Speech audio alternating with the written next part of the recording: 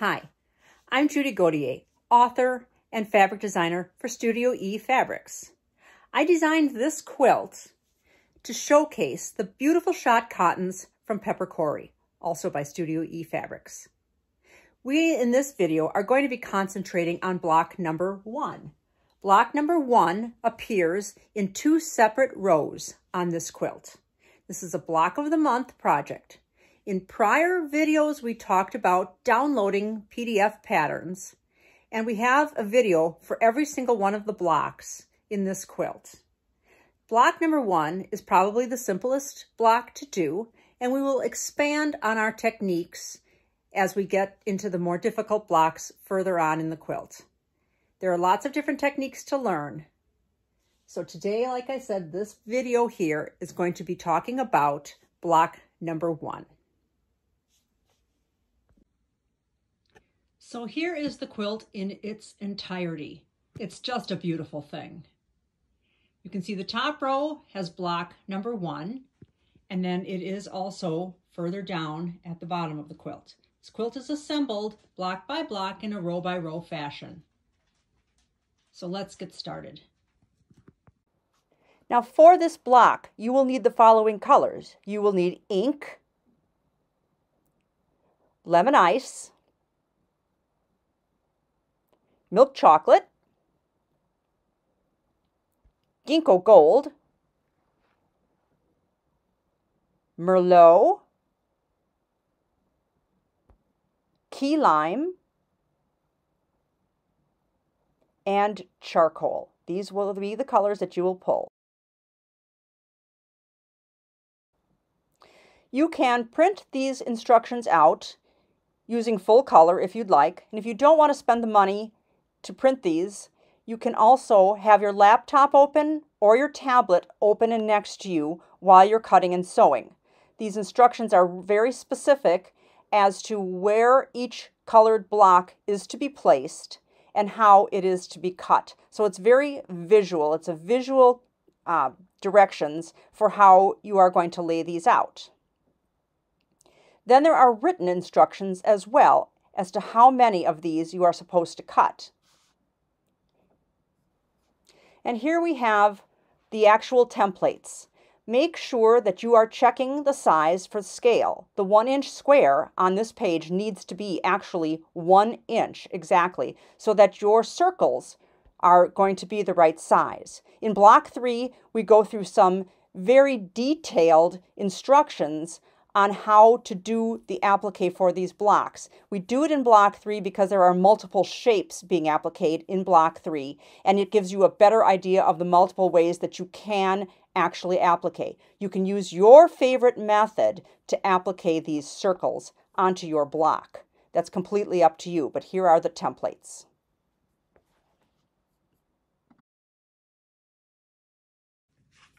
Now, the first thing we're going to do for block 1 is to make the top of block 1, which are the half square triangle units. And it is unit 1 for block 1. Now, if you're following along on your tablet or your computer, or you're looking at your directions while you're watching this video, you will see that they are indeed 2 half square triangles, and there is one on the left side and one on the right side. So half square triangles for this quilt, or for this block, are made using the 6 7/8 inch squares that you cut from the merlot and the key lime green. My favorite way to make blocks that are half square triangles are to draw a line, and this is exactly how it's shown in the pattern as well, is to draw a line from corner to corner on the diagonal, and then you stitch 1/4 inch on both sides of that line. That does help to reduce the possibility of stretching, because when you've got a diagonal line, obviously you're on the bias. So if you leave this as an intact square, instead of cutting it and then sewing on it, it does help to prevent the stretching that can occur if you're cutting triangles. However, it is not 100%. You still have the potential to stretch this. So when you're drawing your diagonal line, be very cautious not to stretch it when you're doing that, and also be cautious after you've cut it and started pressing. Okay, I've stitched on both sides of this diagonal line. Now at this point you can choose to use your rotary cutter to cut on that diagonal line, or you can use the scissors. Does one distort it any more than the other? That I cannot answer. I don't know. I'm just going to use my scissors to make a nice straight cut along there. And then when you open it out, you're going to press it, and it should measure 6.5 by 6.5. Okay, as you can see, this is exactly 6.5 by 6.5. I have a 6.5 inch ruler. Obviously, you should always buy the best tools and equipment that you can afford at the time. And a lot of people cannot afford to have a ruler in every single size. However, if you're going to be a quilter or a sewist, you should aspire and try to have rulers all the way from 2.5 inches up to 12.5 inches. And the reason for that is when you go to square something up, a lot of times people will tell you or teach you to take a big ruler like this and square something down. Here's 6.5 inches, and say that this was larger on this side. They would put it against one side and square it up over here and then flip it and turn it. The potential for error when you do that, number one, is great. So this is actually incorrect. The other thing is that when you are putting it on along this edge, you have no way of knowing whether this edge truly is straight. And so you go to trim this, and then you turn it around, and then that edge wasn't straight. It maybe will end up, your block will end up being less than 6.5 inches. So to do it with this kind of a ruler is not correct. Try as hard as you can to find the ruler that's the correct size. Borrow it from a friend, whatever. You will have much better results.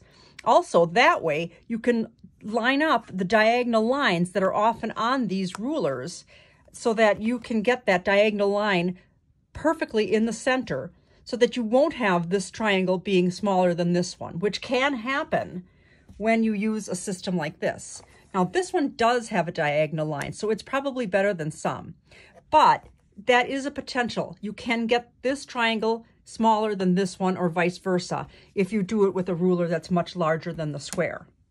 Okay, so now I have two of these units that are complete. So I have part of the top half of my block ready for the next step. Now the next thing I'm going to do is I'm going to take my 4.5 inch piece of ink, or 4.5 inch block of ink, and we are going to lay it on the corner of the block and make our diagonal line, because what happens is this gets stitched across so that when you fold this like so, you have the striped effect of this block.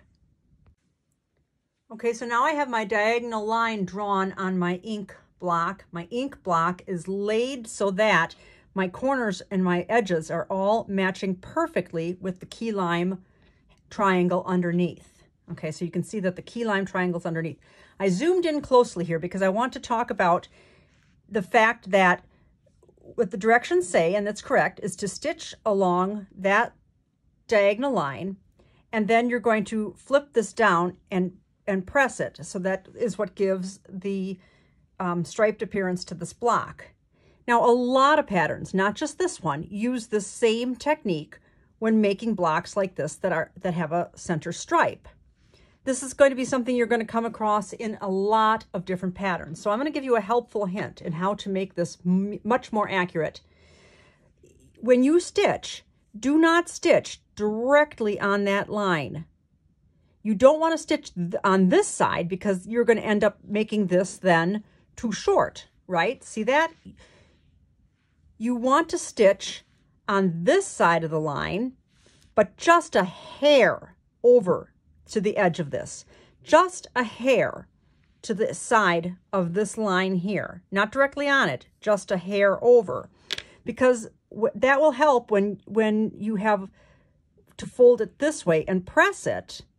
Instead of having not enough to go all the way over to that edge, you're going to have just the exact right amount, because you have to allow, to some extent, you have to allow for the fabric, the bend in the fabric. If you stitch directly on this, you're not allowing for the bend in that fabric that takes up some space that takes up some room, and you're going to come just a little bit too short here and here. So whenever you're doing this technique for stitching a block or a square onto a triangle like this to create that effect, stitch just a hair away from that line on that side. Okay, now when I say just a hair, you can see where I have stitched just to that side. Now there are several schools of thought in terms of how we are going to trim this. There are some people that might just say, and this is completely individual, all right? You put your 1/4 inch line on your ruler on that stitching line, or actually not on the stitching line, on the line that you drew. Okay, right there. And then trim with your rotary cutter, thereby trimming off both of these ends. And then you would flip this and you would iron it and it would look like that. So that's correct. You can do it that way. You can also say, there's another school of thought that says to trim it with your scissors and only trim this top layer to about 1/4 of an inch away, like that, so that when you do fold this over, if this isn't true, 100% true, you will still be able to go by your key lime one or your one that's underneath and use that to then, when you sew this one to its sister block, to measure the 1/4 inch seam allowance. That's the school that I abide by. I like to have the double layer here because I want to be sure that it's correct, that when I go to sew my 1/4 inch, I am going to use my key lime piece as the original piece to match up to my second unit. All right, so that's what I prefer to do. Now, if you are one of these people that doesn't like to have the extra bulk, you can certainly trim both of them off, but then just be very, very careful that you are getting your 1/4 inch exactly correct. So here is one side of the top half of the block, which is a unit 1. Now I have to do the same thing again in mirror image. So I have this half here, to which I will add another 4.5 inch ink square and repeat the same process. Okay, now that I have my 2 top units, I am going to put them right sides together, and I'm going to go and sew a 1/4 inch seam. But when we do this, we don't want to come back and find when we press it that it's going to be like this, right? You want that to be spot on. You want those points to be spot on. All right, so for one thing, when I pressed these 2 units here initially, I made sure that at one time I pressed to the red and the other time I pressed to the green. And the reason I did that was when I join them, they will nest together. They'll nest together. Do you see how that's nesting together? I'll zoom in a little bit there. So with one time you're going to press to the red, the other time you're going to press to the green, and then it'll look like this, and they will nest together. When you stitch them, then right sides together, you've got that nice where they butt up against each other and they kind of hold each other, they lock each other in place. So I'm going to put a pin right there. Now another tip, helpful tip, I'm going to pin over here so that when I stitch, I'm not going to remove my pins. I'm going to leave my pins in place because that's just going to stabilize the entire thing a little bit more. Now look, when I do this, I don't have my green or my 2 blue triangles matched up very well. So I am going to actually match them up so that they're perfect, because that's going to be the focal point, is right there. That's going to be what you're going to see.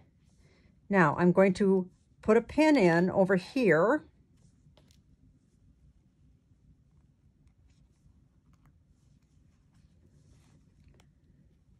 And I'm also going to put a pin like this.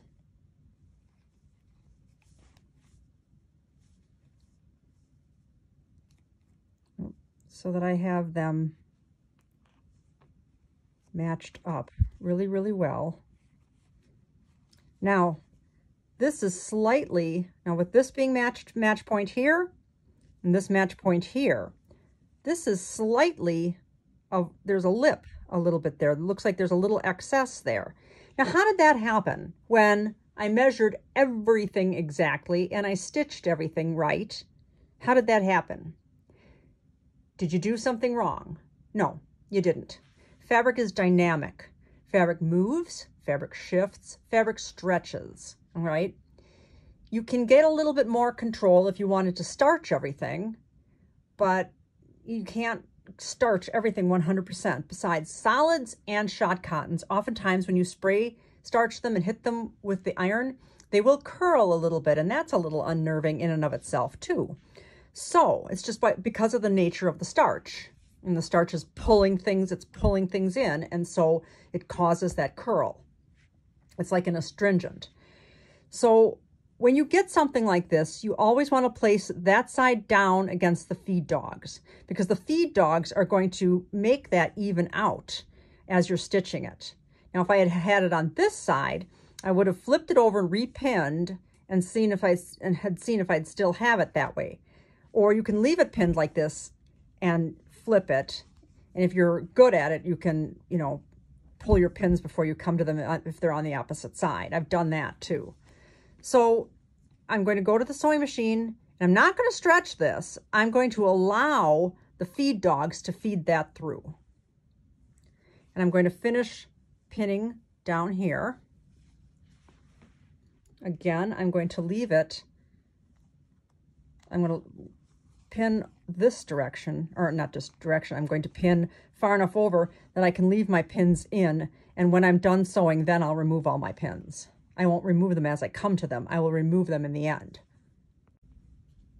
Okay, I would call this a successful block. All right, this looks pretty good. We've got our match points matched up pretty darn well. And when I stitched, I then ironed it over to one side. When you do the next half of this block, when you press the two halves together, you're going to, that center seam will be pressed to the opposite direction so that they will actually nest. So now we're going to do the bottom half of this block. Okay, so the next step in this block is to take your key lime 7 1/4 inch square and cut this along the diagonal twice. All right, so now this in and of itself can have some potential problems because you want to be careful. You're not working where you're going to get bumped. You're going to have to cut this on the diagonal twice, so you don't want this to get moved. You want it to stay right where it is. So whatever you can do to have this happen, to make this happen, that this does not get moved while you're cutting, then make it happen. There. Now I cut this on the diagonal twice. You're going to do the same thing with your charcoal square. That's 7 1/4 inches. And now we have 2 bias edges. So please handle this as if you were handling a delicate pie crust and you were moving it from the surface where you rolled it out to the pie pan. That's exactly how I want you to handle these when they have bias edges. Be very, very careful. Remember I said fabric is dynamic. It's not sheet metal. It's not wood. It's going to move. It's going to shift. And it's going to stretch. It's going to do all of these things.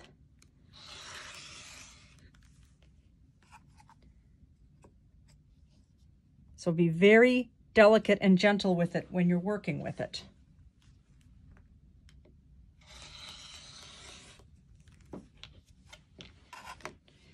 Okay, now I have those all cut. So now we're going to have to be careful because these will need to be mirror image of each other.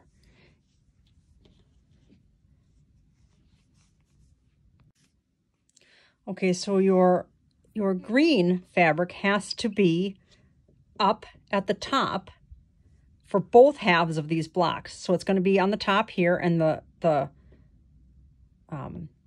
gray fabric is going to be to the left of it.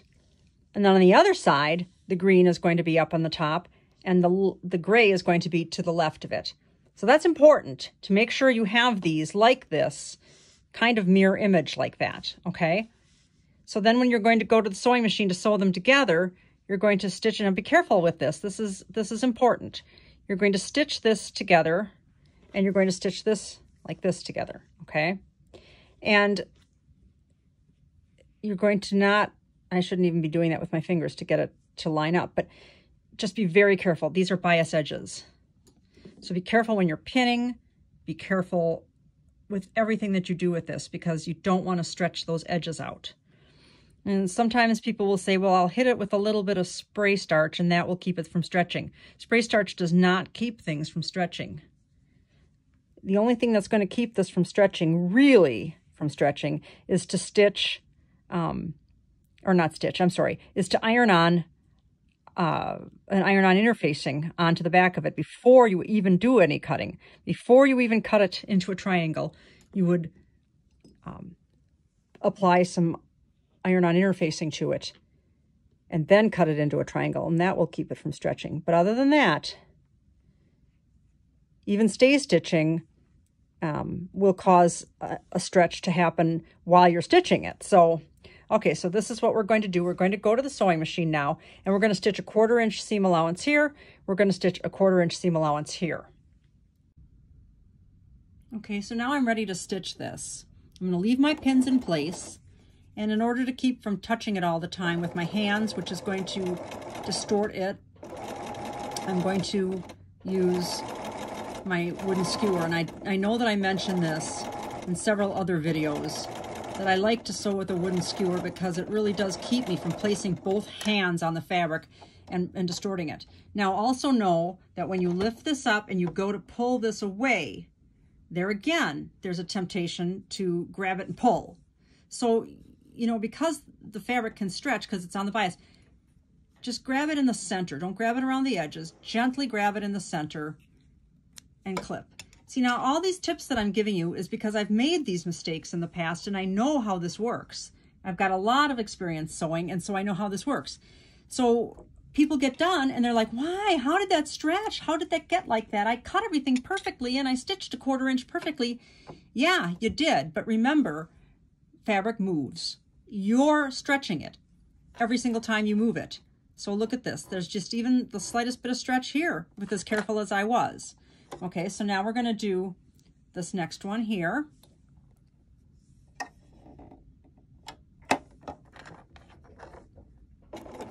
And then when I go to the ironing board to press this, I'm going to be very, very, very careful. Just a light touch here. Don't, your hands, like I say to my little 8-year-olds when I'm teaching them, your hands are for guiding, not for pulling. Okay. So I'm going to go over to the sewing machine, or the ironing board, I'm sorry. I'm going to be very, very careful to use my iron with an up and down motion, and I'm not going to use it like it is a rolling pin at all.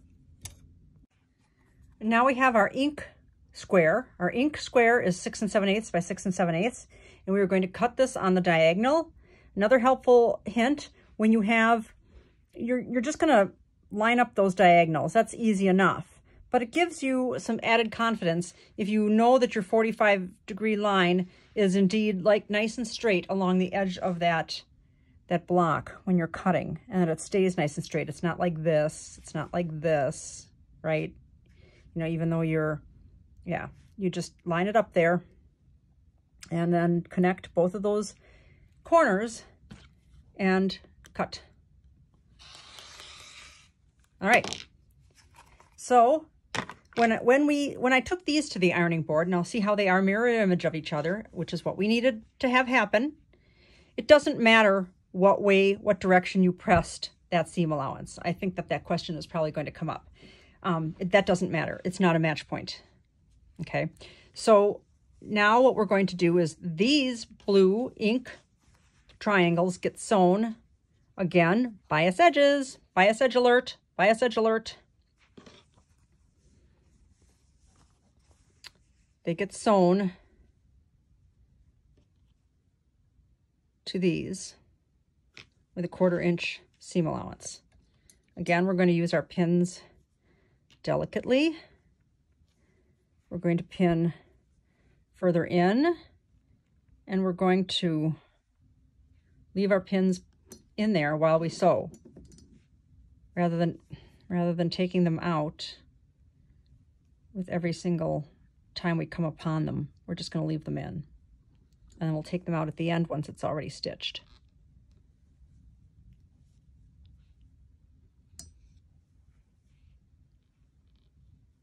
All right, and I'm going to do the same over here. I'm going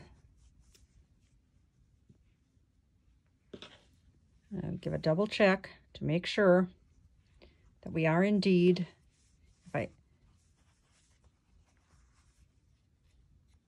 going to be mirror image, and we are. Okay. That's important to check multiple times when you're doing blocks that do have mirror image components to them. Delicate, delicate, delicate. Okay, I will pin this and then stitch. Okay, so this is how we're looking so far. Now, when I pressed these, I pressed one toward the blue and one toward the colors, because now this is a match point. This is a match point where you have to put these together. We're not putting them together yet because we still have another piece to add down here, but I did flip those seam allowances in opposite directions. Now our next step is going to be kind of tricky because, again, we're dealing with parts that are, one side is different than the other. Now, for the purposes of the video, I am only making one block to show you how to construct these blocks. But if you look at the picture in the PDF, half the blocks will have the chocolate on the left and half the blocks will have the chocolate on the right. Half the blocks have the ginkgo gold on the right, and half the blocks will have the ginkgo gold on the left. So pay attention to that. Make sure you do this right. And then when you look at the layout of the quilt, the actual picture or sketch or image of the quilt completely done, make sure, because it's different, the rows are different. So watch that carefully. If it doesn't matter to you, that's fine. But if you want to do it exactly, pay attention that half the blocks have the chocolate on the left, half the blocks have the chocolate on the right. Same thing with that ginkgo gold. All right, now the procedure here is the same as the procedure for the other one, where we're going to lay these on our corners here and making sure our corners are all matched up. I'm going to take my smaller ruler. We're going to draw a diagonal line from corner to corner, and then we're going to stitch just a hair over from that. Just a hair. To this side? No. You're going to stitch it over to this side because this is coming down. So you're going to stitch just a hair over to this side, just a hair. I don't even know if I would say 1/8 of an inch. It's even less than maybe 1/16 of an inch. All right. Same thing with our chocolate, with our milk chocolate piece.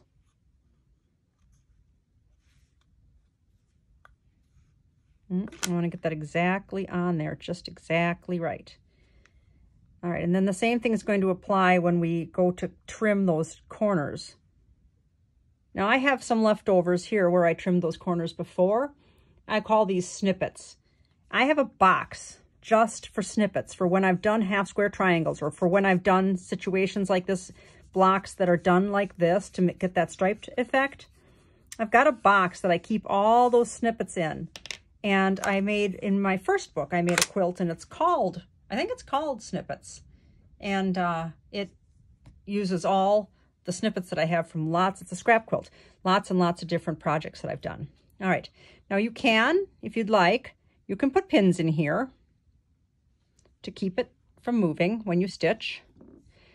And we're going to stitch just a hair to the right of this one. because that's where I'm going to be, direction I'm going to be folding it. We can put some pins in this one.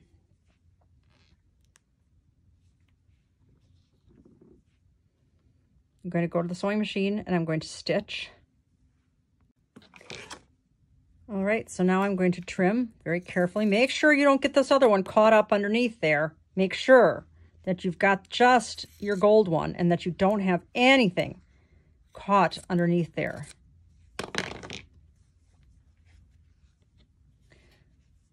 All right, so then I'm going to press that over, and I'm going to do the same thing with this one.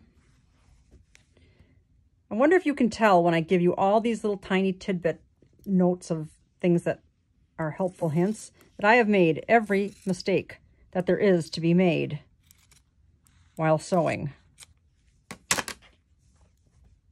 And so that's how I can know this. That's how I can tell you these things. All right, so these are going to be mirror image of each other. I'm going to go and press them, and then we're going to line these up again, because that's going to be a match point that's going to have to look really good. Okay, so now I've got to put these right sides together. Now my chocolate is on this side and my ginkgo's on that side. So remember, we're going to have half of them looking like this and half of them looking the other way. All right, so, okay, this is why I did iron them 2 different directions, because this is a match point up here. So I'm going to snug, snug, snug. I'm going to snug them up.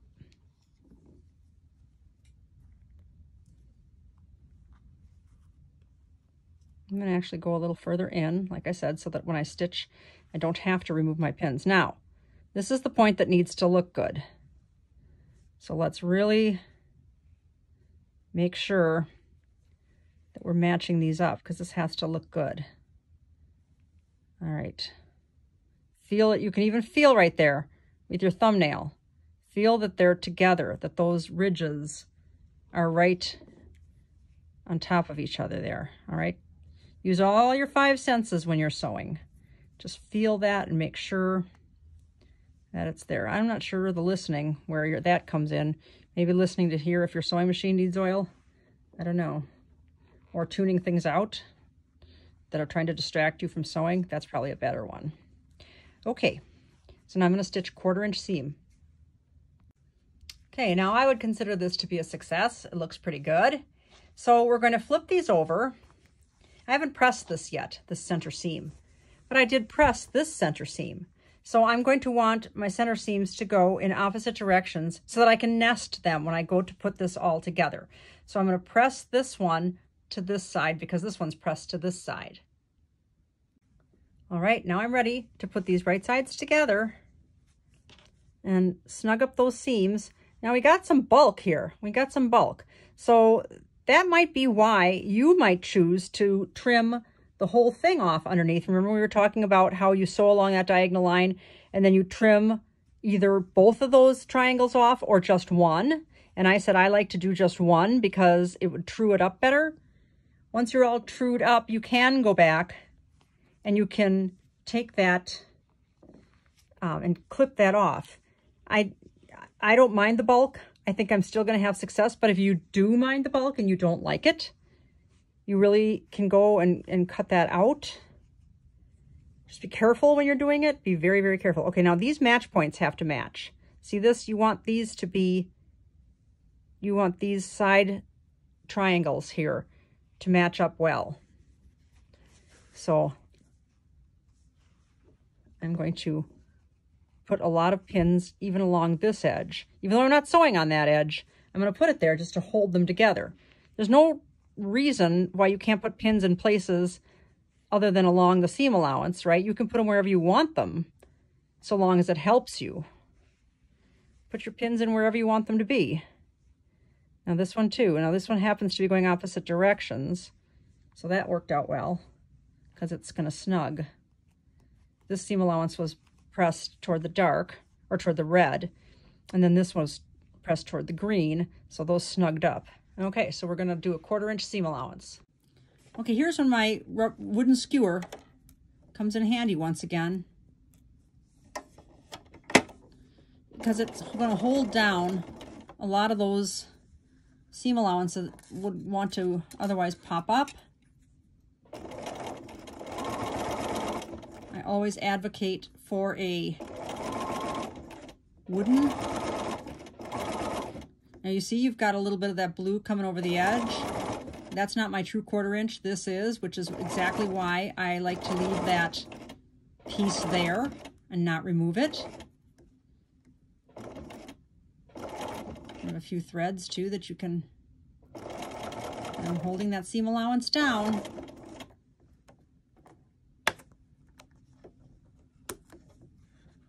It's also good to have needle stop down too, engaged, and I didn't do that. That's always a good idea.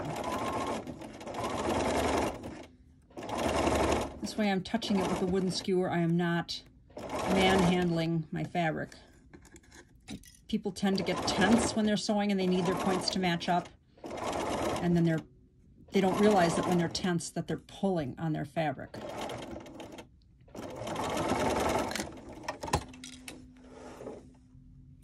Got off the beaten path a little bit there, but I think this is going to be okay.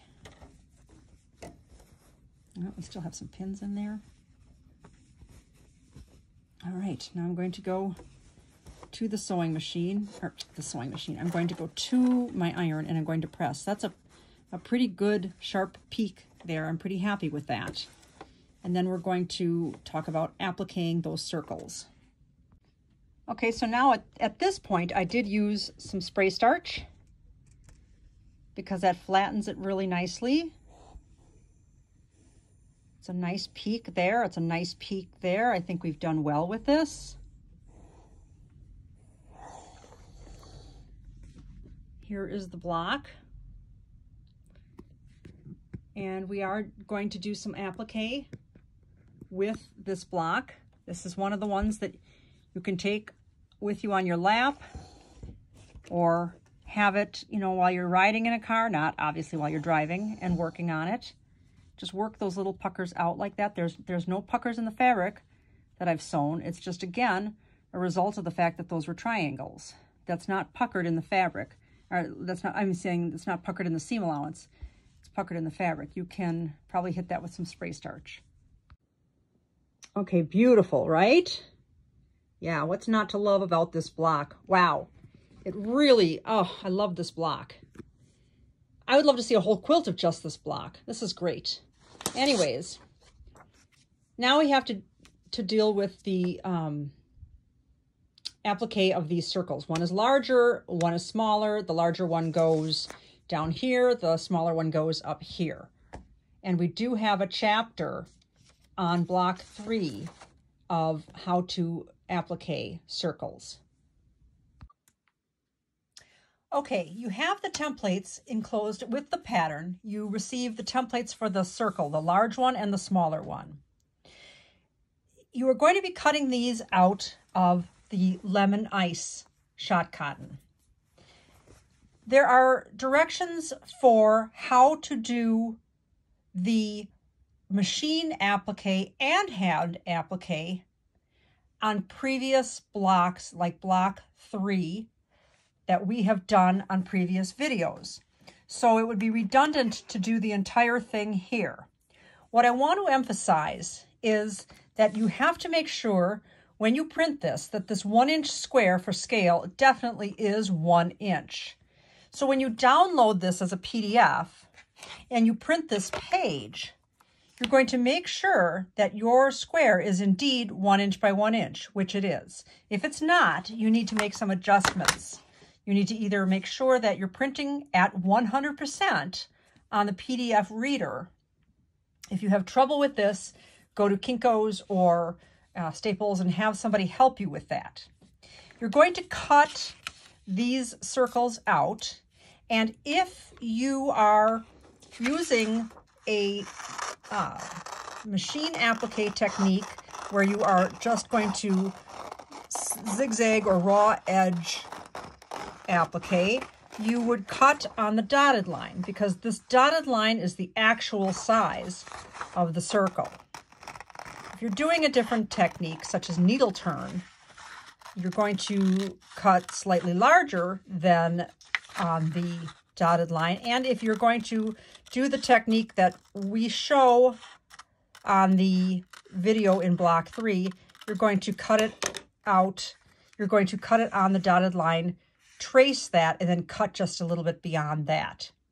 So you're going to use your favorite applique technique to applique these circles onto the block.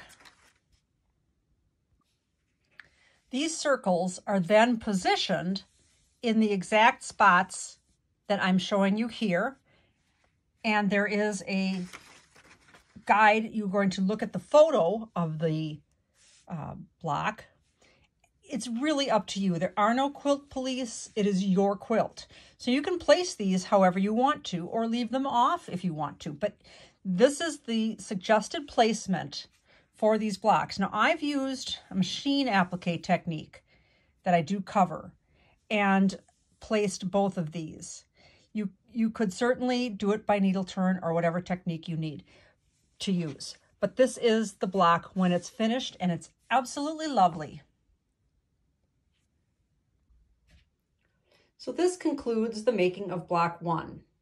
It's probably the simplest block in the quilt. It does frame the top and the bottom of the quilt. It'd be a great standalone block as well. So I hope you'd enjoyed it.